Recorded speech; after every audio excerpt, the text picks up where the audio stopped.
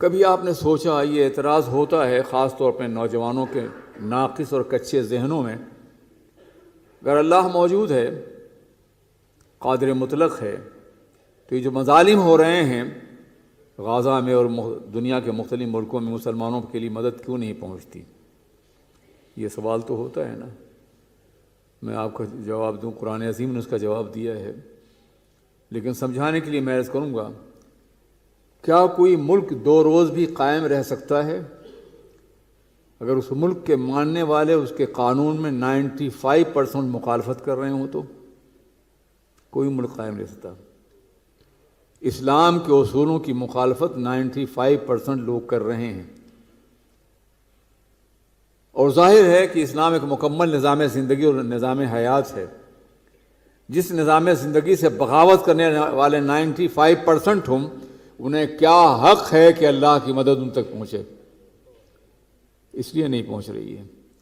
جس روز ہم مسلمان بن جائیں گے، دنیا کی کوئی طاقت ہمیں جھکا نہیں سکتی ہے۔ افسوس یہ ہے کہ ہم نام کے مسلمان تو ہیں، مگر حقیقتاً اسلامی قدروں سے بہت دور ہیں۔ بغاوت ہے ہمارے اندر اسلامی نظام سے، اسلامی آئین سے۔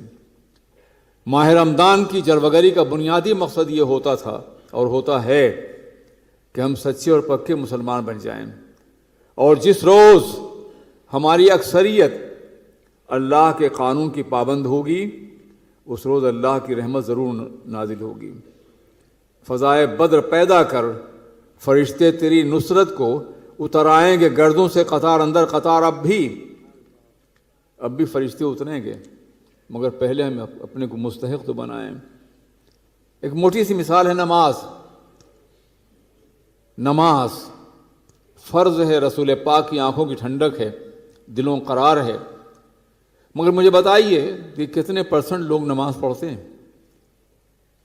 جمعے میں آ جانا اور ہے، مگر 5 وقتہ نمازوں کا معاملہ بڑا مختلف ہے، 5% بھی نہیں۔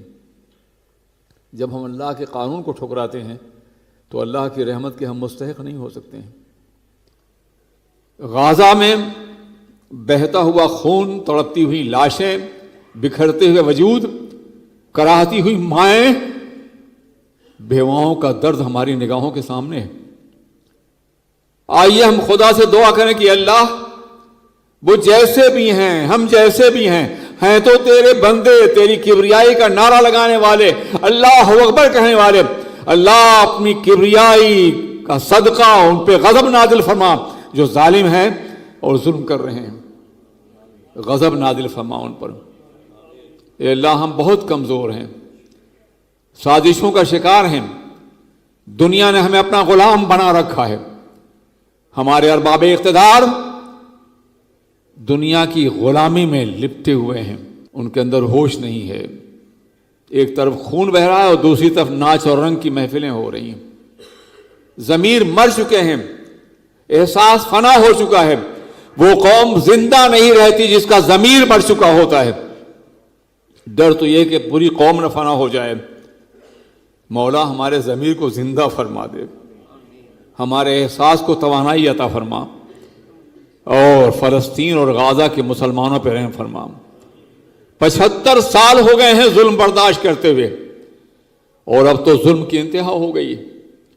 مسجد اقصیٰ جو ہمارا محور اور عقیدت کا مرکز، وہ ہمارے ہاتھوں میں نہیں، وہاں مسلمان آزادی سے نماز نہیں پڑھ سکتے ہیں۔ میرے عزیز ساتھیوں، میرے دوستو، دعا کیجیے کہ پروردگار عالم تمام مسلمانوں کو آزاد فرما دے۔